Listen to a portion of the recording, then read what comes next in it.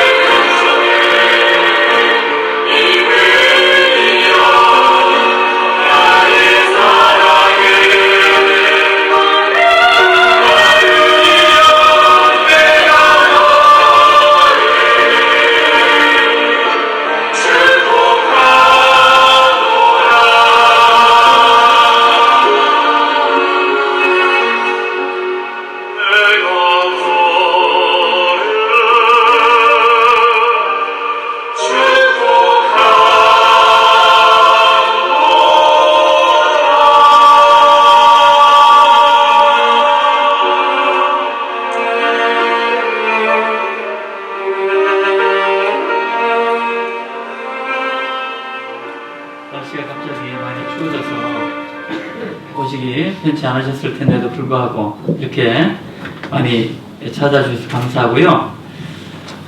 좀 주보가 예식 순서지가 좀 있었으면 좋았을 건데 또 요즘은 또 미국의 추세가 이런 그리고 순서지 없이 이렇게 하는 것이라 그래서 없이 찬송 부르느라 고생 많으셨습니다.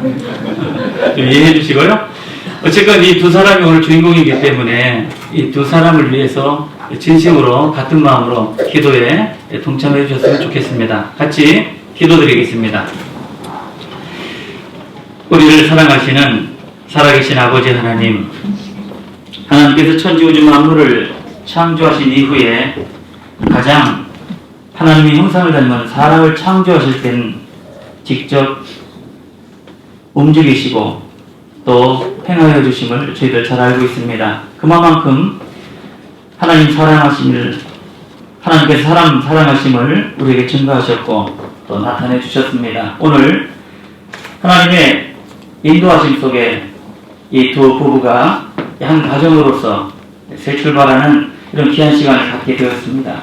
하나님께서 지금까지도 함께 하셨던 것처럼 오늘 모든 행사와 또 앞으로의 모든 일정, 그리고 이 두 부부가 일평생 함께하는 시간 내내 하나님께서 함께 하시고 또 축복해 주시기를 간절히 바라고 원합니다. 또 같은 마음으로 기도하는 여기 감당 안에 계신 기분들의 마음들 안에서도 이 두 부부를 축복해 주는 그런 마음을 보시고 하나님께서 넘치는 은혜와 축복으로 이 시간 온전히 함께 해주시기를 원합니다. 우리를 사랑하시는 예수님 이름으로 기도 올렸습니다. 아멘. 우리 역시 성경 갖고 계신 분들은요, 에베소서 5장 22절 말씀을 찾아보시면 좋겠습니다. 요새 성경이 없어도 또 셀폰에 다 있으니까요, 찾아서 보시고 제가 대표로 읽어보겠습니다. 에베소서 5장 22절입니다. 신약성경 315페이지 에베소서 5장 22절 제가 읽겠습니다. 아내들이여 자기 남편에게 복종하기를 주께 하듯 하라. 이는 남편이 아내의 머리됨이 그리스도께서 교회의 머리됨과 같음이니 그가 친히 몸의 구주시니라. 그러나 교회가 그리스도에게 하듯 아내들도 범사에 그 남편에게 복종할지니라. 남편들아, 아내 사랑하기를 그리스도께서 교회를 사랑하시고 위하여 자신을 주심같이 하라. 이는 곧 물로 씻어 말씀으로 거룩하게 하사 거룩하게 하시고 자기 앞에 영광스러운 교회로 세우사 티나 주름 잡힌 것이나 이런 것들이 없이 거룩하고 흠이 없게 하려 하심이니라. 이와 같이 남편들도 자기 아내 사랑하기를 제 몸과 같이 할지니 자기 아내를 사랑하는 자는 자기를 사랑하는 것이라. 31절 이러므로 사람이 부모를 떠나 그 아내와 합하여 그 둘이 한 육체가 될지니 이 비밀이 크도다. 내가 그리스도와 교회에 대하여 말하노라. 그러나 너희도 각각 자기 아내 사랑하기를 자기같이 하고 아내도 그 남편을 경외하라.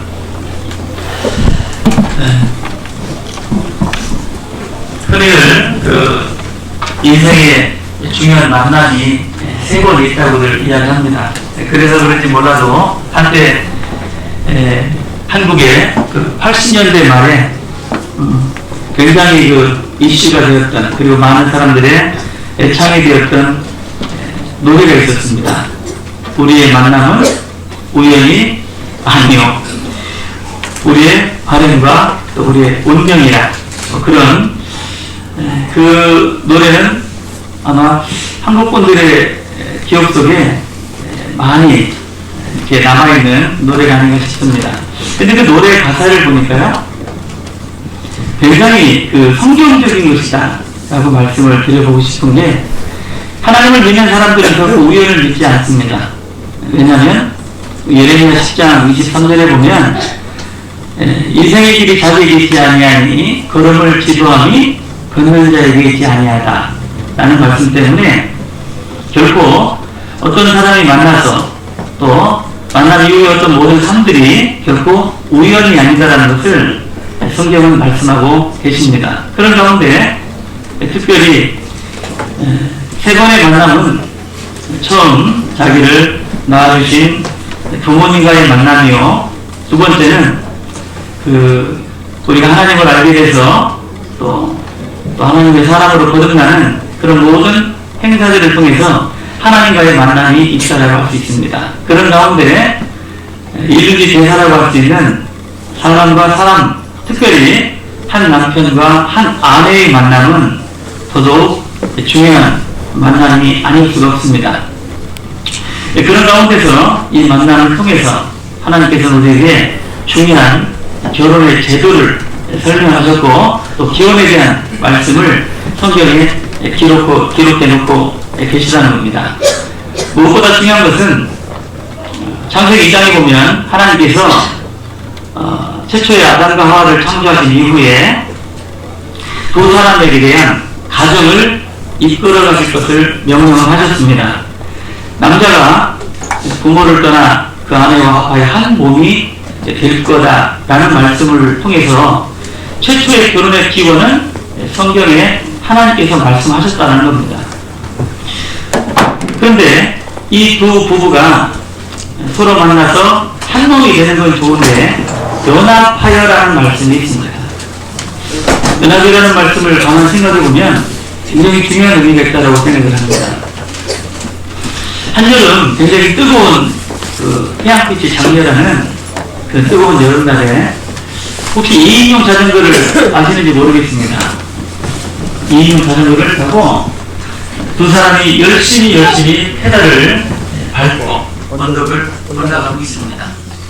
구명고투는 한 자전거에 같이 몸을 싣고 있기 때문에 한 몸이 된 것처럼 보였습니다. 마침내 헉헉거리고 힘들게 정상에 도달했을 때 앞에서 페달을 열심히 밟던 사람이 이야기합니다. 친구, 여기까지 올라오는데 정말 힘들었다고. 얼마나 힘들었겠어요?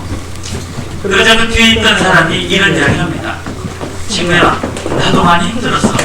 왜냐면 이 자전거가 밑으로 밀려가지 않도록 브레이크를 얼마나 세게 잡았는지 몰라. 앞사람은 열심히 올라가겠다고 페달을 밟았고 뒤에 있는 사람은 자전거가 밀려가지 않도록 열심히 브레이크를 힘껏 잡았다는 겁니다. 한 자전거 안에 있는 두 사람이지만 목적은 달랐다는 겁니다. 분명히 두 사람이 같이 한 마음이 돼서 올라갔어야 그것이 올바른 연합이라고 생각을 합니다. 그런데 오늘 특별히 이 두 사람은 각기 깨어난 것도 또 생각하는 것이나 가정 환경 또 지적인 수준이 다 다릅니다. 그래서 한때는 그 베스트셀러로 유명했던 책이 있습니다. 책 제목이 화성이 좋은 남자, 금성이 좋은 여자. 화성이 좋은 남자와 금성이 좋은 여자가 어디에 사냐면 지구라는 곳에 산다는 겁니다.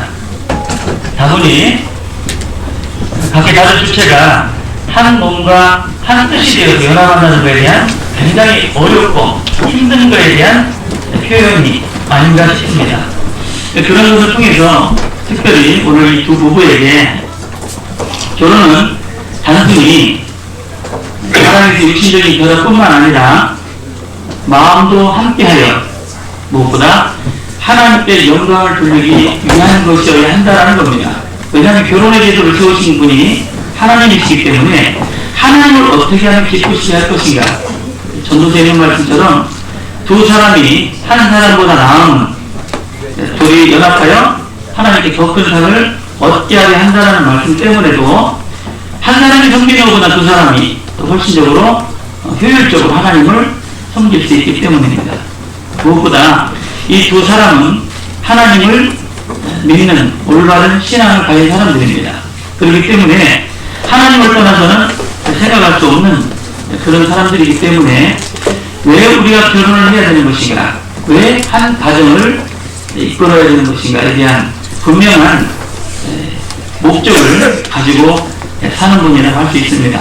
그래서 이 결혼이라는 걸 통해서 하나님의 선하신 뜻을 위해서 더욱더 하나님을 기쁘시게 하는 그런 가정이 될 때 우리가 성경을 통해서 배우는 것처럼 모든 축복은 빛들의 아버지로부터 위로부터 내려온다는 말씀이 있습니다. 그렇기 때문에 남편은 아내를 진정 자기 몸처럼 사랑하고 아내는 남편을 예수님처럼 섬기는 그런 마음으로 살아갈 때 하나님께서 정하신 결혼의 제도 그것이 이루어지는 축복의 통로가 아닌가 싶습니다. 뿐만 아니라 이 결혼은 그러한 제도뿐만 아니라 이런 제도 안에 의무가 있다는 것을 명심해야 된다는 겁니다.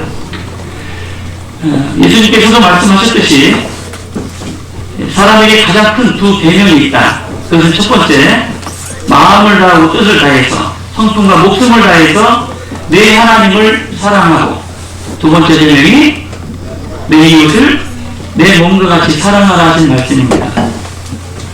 여기 지금 두 사람이 있는데 이 두 사람에게서 가장 가까운 내 이웃은 누굴까? 아마 배우자일 겁니다. 그 배우자에 대해서 내 이웃을 내 몸과 같이 사랑하라는 이 말씀은 바로 가장 가까이 있는 배우자에게 최선을 다하는 것, 그것이 또 결혼의 중요한 목적이라고 생각을 합니다. 뿐만 아니라 방금 전에 우리가 이 말씀 속에서도 아내들아, 이것은 명령입니다. 하나님께서 그 아내들에게 어떤 명령을 내렸냐면 주님을 섬기듯 남편을 섬겨야 한다는 이야기입니다. 세상이 아무리 바뀌어도 성경이 가르치는 시대를 따라가지 않습니다. 어쨌든 우리 시대에는 좀 맞지 않는 이야기일 수도 있죠. 워낙 여성분들의 활동 범위가 넓어졌고 또 여성분들의 그 위치와 말이 힘이 들어가다 보니까 남편을 주관하기도 하고 또 남편을 같이 맘먹기도 하고, 심지어는 조사해보니까요, 내만의 남편이 좀 많다는 겁니다. 이런 모든 일들이 성경에서 벗어난 일들이기 때문에 우리 시대에 일어난 여러 가지 하나님께로부터 축복받지 못하는 원인이 아닌가.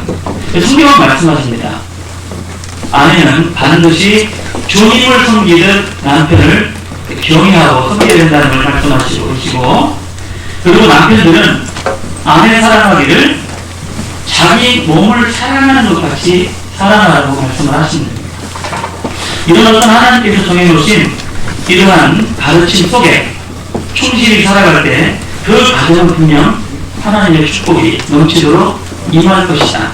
이것이 너무나도 중요한 가르침이라고 생각이 들고요. 제가 몇 번 주례를 하면서 새로 한 가정에 탄생하는 부부에게 한곡씩 부탁드리는 부탁의 말씀이 있습니다. 그것은 분명 서로 다른 부분이 많습니다. 좋아하는 마음 때문에 또 하는 가정이 된다는 것이 참 좋은 건데, 무엇보다 사랑할 때와 또 교제할 때는 몰랐던 부분들을 결혼하게 되면 반드시 나타나는 것들이 있습니다. 내 마음에 맞지 않는 것들, 내가 가장 싫어하는 것들, 그런 것들에 대해서 배우자가 행할 수 있을 때 반드시 필요한 게 뭐냐면 이해입니다. 이해와 용서라는 겁니다. 그것 역시도 반드시 하나님께서 말씀하신 의무에 들어가는 거라고 할 수 있습니다. 여러분, 이해라는 말씀을 영어로 understand라고 이야기합니다. 그 understand라는 단어가 굉장히 아주 좋은 단어라고 생각하는 게, 상대방을 이해하기 위해서는 똑같은 위치에서는 이해하기가 어렵다는 겁니다. 그 사람 밑으로 들어가 볼 때 그 사람을 이해할 수 있는 것처럼 반드시 이 부부지간에는 이해와 용서라는 것이 반드시 선행이 되어야 된다. 화성에서 온 남자와 금성에서 온 여자, 서로 완전히 배치되는 그런 어떤 인격이라고 할 수 있죠. 그분들이 전혀 다른 지구에 산다는 것은 굉장히 쉽지 않은 일 겁니다. 그래서 결혼은 짧고 가정 이루는 것은 참 힘들고 어려운 직업이다, 어려운 사업이다, 뭐 이런 말이 있는데요. 결혼은 어쨌든 짧게 시간이 끝날 겁니다만은 가정을 이루어 나간다는 것은 평생을 가야 하는 긴 숙제라고 할 수 있죠.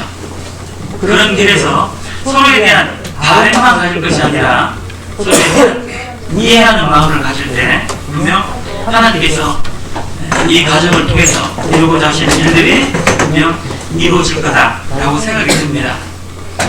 공교롭게도 최근에 80 되신 그 노 부부를 신방하는 기회가 있었습니다. 몇 년을 같이 사셨냐고 물어보니까 60년을 사셨답니다. 60년을 사신 분들을 생각을 하면서요, 제 마음 가운데 여전히 갈등이 있구나. 60년을 살았다면 정말 얼마만큼 머리를 하십니까? 그런데도 그 마음 가운데 남편을, 또 아내에 대해서 이해하려고 하는 마음보다는 갈등이 있고, 또 주장하는 그런 자세를 통해서 나는 그러지 말아야 되겠다라는 교훈을 받고 살면서도 그날 저녁에 또 이해 못하는 일도 있더라고요. 중요한 것은 인생 속에서 배우는 것들은 단순히 어떤 지적 수준이나 또 경험으로도 만족되지 않을 것 같습니다. 무엇보다 각자가 내가 하나님 앞에 어떠한 사랑을 받았는가, 예수님께서 나를 위해 어떤 사랑을 보여주셨는지에 대해서 각자가 깨달을 때 그 상대방에 대해서도 이해하고 용서할 수 있을 거다. 베드로가 물어봤죠. 예수님, 나에게 죄를 진 사람에게 내가 몇 번이나 용서하리까? 7번 용서하면 되겠죠? 그게 인간 베드로의 한계였습니다. 7번. 7번 용서하는 것도 대단한 거죠, 그죠? 어떤 사람은 한 번도 용서 못하는 사람도 있기 때문에 그래요. 예수님 말씀하셨습니다. 70번씩 7번도 용서해야 된다는 이야기예요. 그러면서 말씀하신 것이, 우리 하나님 앞에 얼마나 큰 죄를 용서받은 사람인가. 그 엄청난 죄를 용서받은 사람이 자기보다도 훨씬 못한 상대방에 대해서 용서 못할 때 그 용서하신 주인이 그를 어떻게 하겠느냐 라고 하신 말씀을 통해서 이 가정이 이루어져가는 데 많은 난관, 장애물을 만나게 될 겁니다. 서로 이해하지 못하는 부분, 상대방에서 알지 못했던 부분들이 나타날 때 이해와 용서라는 것은 이 온전한 가정이 이루어지는 데는 절대적으로 필요한 것 아닌가. 주장만 할 것이 아니라 이해하고, 그 사람이 틀린 것이 아니라 나와 다른 것을 인정을 해야 된다는 이야기입니다. 그 러시아의 격언에 이런 이야기가 있다고 합니다. 항해하러 갈 때는 한 번 기도해라. 전쟁에 나갈 때는 2번 기도해라. 결혼식 할 때는 3번 기도해야 된다. 왜냐하면 항해할 때 폭풍우나 또 전쟁할 때 적은 의외로 멀리 있다라고 생각할 수 있죠. 그런데 아내는 매일같이 옆에서 가장 측근에서 볼 수 있는 사람이기 때문에 그 아내를 만나는 일에는 3번 아주 신중하게 기도해야 된다. 기도하고 또 이해해야 된다. 뿐만 아니라 결혼하기 전에 두 눈을 뜨고 상대방을 살펴본 이후에, 그리고 결혼한 이후에는 한쪽 눈을 감아야 한다. 나는 하여튼 좋은 격언들이 많죠. 그런 다분히 결혼은 쉽지만 가정을 이루는 것은 쉽지 않기 때문에 그런 많은 말들이 있다고 생각을 합니다. 그래서 이 두 부부가 얼굴과 자란 환경만 다른 것이 아니라 미국 내에 사는 것도 다릅니다. 신랑 되신 분은 원래 시카고에서, 또 신부 되신 분은 뉴저지에서. 이분들이 이제 시카고로 이사가서 사시게 될 때 교회 안에서의 보살핌, 또 교회 안에서 기도도 받으시겠지만 무엇보다 두 분이 서로에 대한 이해와 용서, 그것 역시도 의무다라는 것. 남편에게 의무, 그리고 아내에게 대한 의무가 지켜질 때 혼란스럽지 않고 질서가 잡힐 거다. 그 의무가 파괴될 때 당연히 생기는 것은 혼란일 겁니다. 아무쪼록 이 두 가정이요, 그 하나님께서 말씀하신 것처럼 각자의 위치에서 자기 의무를 다하고 상대방에 대한 이해와 용서를 할 때 우리가 그토록 원하는 온전한 가정, 하나님의 축복받는 가정이 될 거라고 생각이 들고요. 마지막으로 이 두 부부를 위해서 간절히 비는 것은 어른을 알아봐야 된다는 겁니다. 오늘 이 아들이 이렇게 장성한 모습으로 서기까지 어머니와 아버지에 보이지 않는 기도와 헌신이 있었습니다. 또 여기 지금 너무 아리따운 신부가 있는데요, 이 신부가 이 나이에 이렇게 아름다운 모습을 지키기까지 분명 또 부모님의 보이지 않는 헌신적인 눈물과 희생이 있었을 겁니다. 그런 부모님들에 대한 고마움을 잊어서는 안 됩니다. 에베소서 6장 1절에 보면 자녀들아 너희 부모를 주 안에서 순종하라. 이것이 옳으니라. 내 아버지와 어머니를 공경하라. 이것이 약속 있는 첫 계명이니 이는 내가 잘되고 땅에서 장수할 거다. 분명 하나님의 말씀은 1.1획도 틀림이 없습니다. 이 말씀은 진리입니다. 부모님께 불효하면서 하나님께 축복받는다는 것은 그건 있을 수가 없는 일입니다. 부모님은 보이지 않는 하나님의 형상이라고 할 수 있죠. 부모님을 공경하지 못하는 것은 자기의 근본을 인정하지 않는 것이라고 할 수 있고, 더 나아가서는 하나님 자체를 인정하지 않는 것이라고 할 수 있습니다. 요즘 너무나도 개방적이고 또 자기 중심적인 세상에서 부모의 위치, 또 부모를 대하는 자식들의 어떤 태도나 마음가짐이 분명 예전 같지는 않습니다. 그렇다고 해서 그것이 맞는 것은 아니에요. 우리는 끝까지 주님 앞에 갈 때까지 말씀의 가르침을 받아야 하는 사람들이기 때문에 어른들을 알아보고 부모님을 공경하는 것은 그리스도인의 본분이라고 생각을 합니다. 더 나아가서 오늘 이렇게 추운 날씨에도 불구하고 두 사람을 축하해 주시기 위해서 참 먼 데서들 오셨습니다. 그리고 바쁜 일 마다 않고 오셨습니다. 이 내외 기빈들을 향해서더라도 두 분은 열심히 또 살아가는 모습으로 보답해야 될 줄 믿습니다. 마지막으로 이 두 부부를 대신해서 이렇게 결혼식을 축하해 주시기 위해 오신 여러분들께 진심으로 감사를 드립니다. 네, 여기까지 말씀드리겠습니다.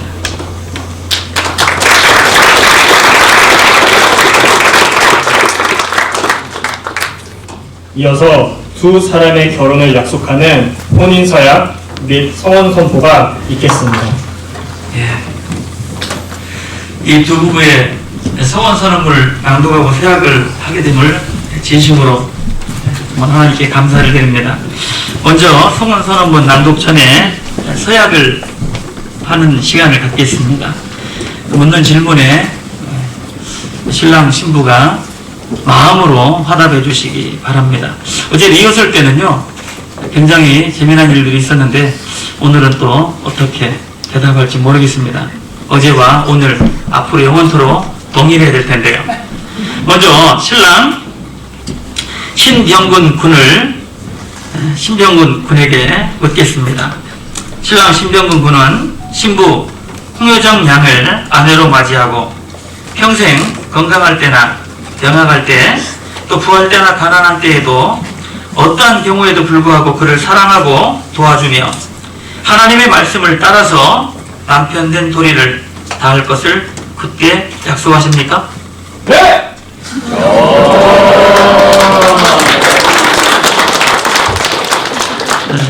어제보다는 컸습니다. 우리 신부 홍효정 양에게 묻겠습니다.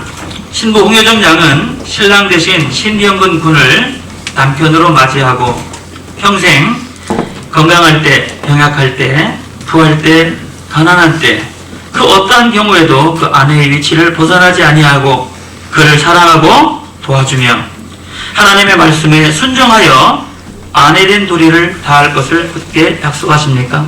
네!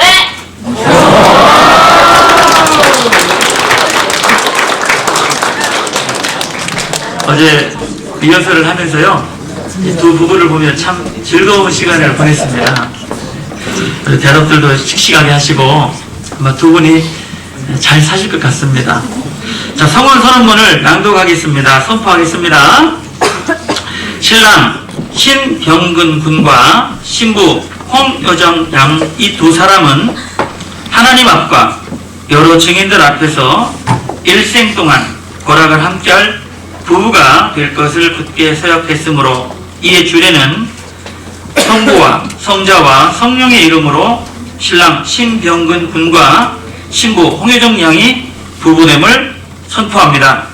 혼인한 날 2017년 3월 4일 주례 신민철 목사.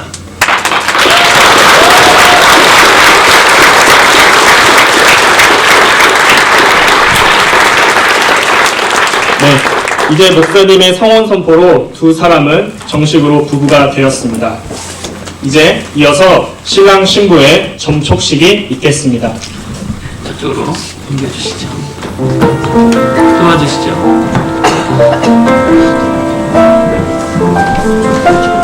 두 분의 촛불이 같이 붙어질 때 뜨거운 마음으로 박수를 쳐주시면 좋겠습니다.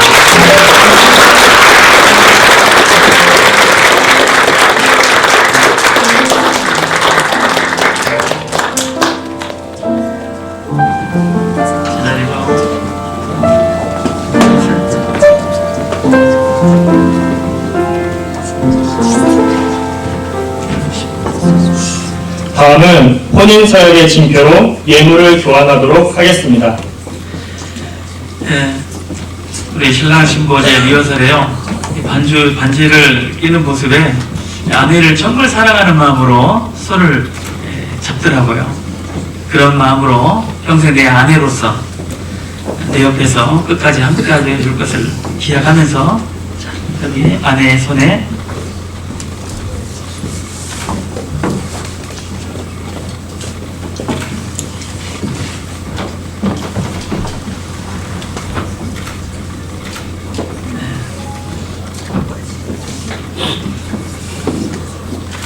그렇습니다.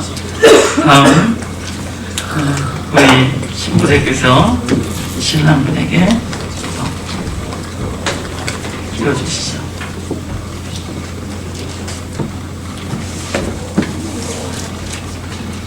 박수 한번 쳐주시죠.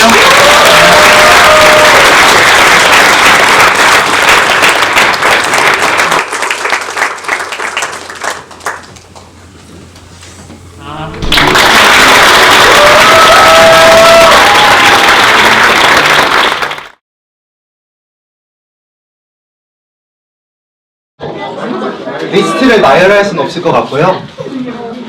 형 장점이라고 생각하는 것은 어떻게 말로 말을 설명할지 잘 모르겠는데 사실 형이 좀 마음이 좀 제가 알기로는 좀 여리다고 좀 제가 좀 알고 있거든요. 네, 저는 좀 원래 성격이 좀 더 외성적인가? 외향적이고요.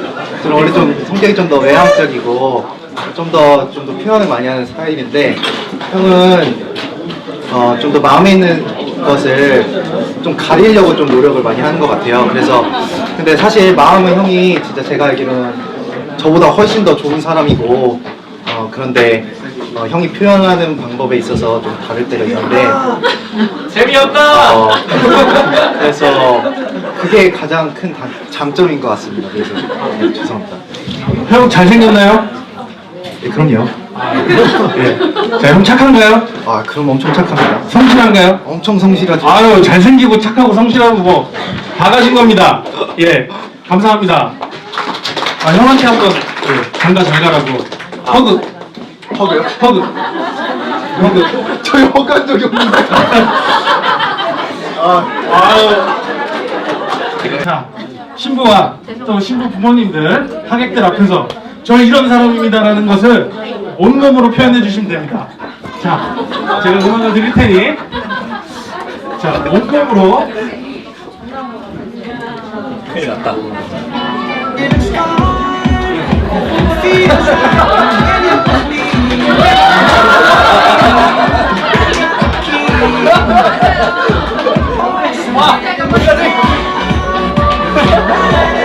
박수!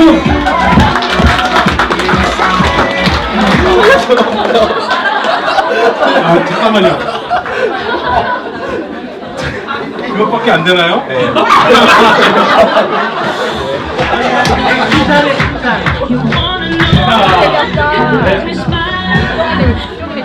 아, 참 재미없는 신혼을 보낼 것 같습니다. 네, 손의 감각만으로 신부를 찾습니다. 예, 얼마나 빠른 시간에 잘 찾을 수 있을지. 자, 손 앞으로 내밀어 보세요. 자, 1번. 자, 2번. 자, 3번. 자, 4번. 자, 4번 이쪽 아니야? 4번 그쪽이죠. 자, 1번. 2번. 3번. 3번. 아니, 3번. 자, 4번. 자, 1번, 2번, 3번, 4번.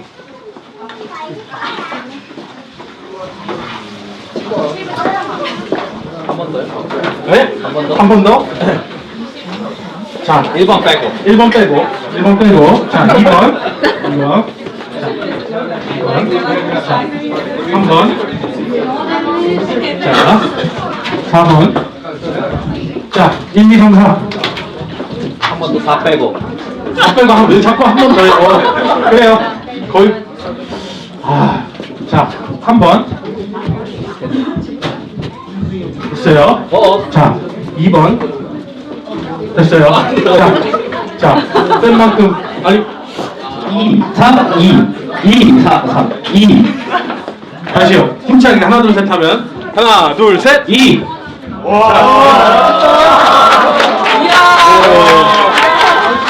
역시 도움이 감사합니다. 예. 안녕하세요. 저희 그 피로연의 꽃이라고 할 수 있잖아요. 피로연의 꽃입니다. 신랑 또 꽃이라며. 예, 꽃이 이거는 빠질 수가 없어. 하이라이트. 자, 신랑 나이가 몇이죠? 19입니다. 자, 나이가 솔직하게 몇 살이시죠? 27이요. 예, 27살. 27 가장입니다. 27 가장이면 어깨가 많이 무겁습니다. 예, 제가 알아요. 예, 저는 개인적으로 25에 결혼을 했기 때문에 예, 어깨가 무거운 걸 압니다. 이 어깨에 가족이라는 짐을 짊어지고 이 험난한 세상을 살아가기 위해서는 체력이 받쳐줘야 돼요. 네? 체력이, 이 어깨에 짐을 짊어질 만한 체력이 있는가? 우리 또 하객들 여러분들 앞에서, 또 가족 여러분들 앞에서 신랑이 증명을 해주셔야 됩니다. 자, 앉아. 일어나. 자, 어떻습니까? 무겁습니까? 네. 자, 앉아. 자, 신부 나오세요. 신부 나오세요. 자, 이제 가족이라는 짐을 짊어질 겁니다. 그 가족의 짐을 느껴보십시오. 자, 엎혀. 아, 네네, 괜찮습니다. 자, 일어나. 자, 앉아. 일어나.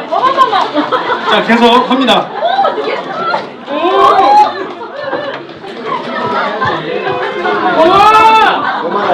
계속 합니다. 자, 나는 이만큼 할 수 있다. 자, 하나의 1년입니다. 하나의 1년이에요. 자, 이제 함께 몇십 년 살고 싶습니까? 100년 살고 싶습니다. 100년, 100개 갑니다. 자, 가정의 짐을 짊어질 수 있다. 1년, 100년, 1년, 2년, 3년, 자, 4년, 자, 4년짜리입니까?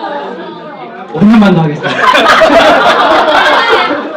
자, 아유, 20년은 더 하셔야지. 자, 20년 갑니다. 힘든데요. 자, 5년 갑니다, 5년. 2년, 3년, 4년. 자, 5년. 자, 지금 9년 갔는데요. 15년 어때요? 딜 15년. 자, 6년 더 갑니다. 자, 신부가 좀 힘을 내라고 응원해주세요. 자, 하나, 둘, 셋 하면. 자, 하나, 둘, 셋 하면. 네네. 아, 예, 사진.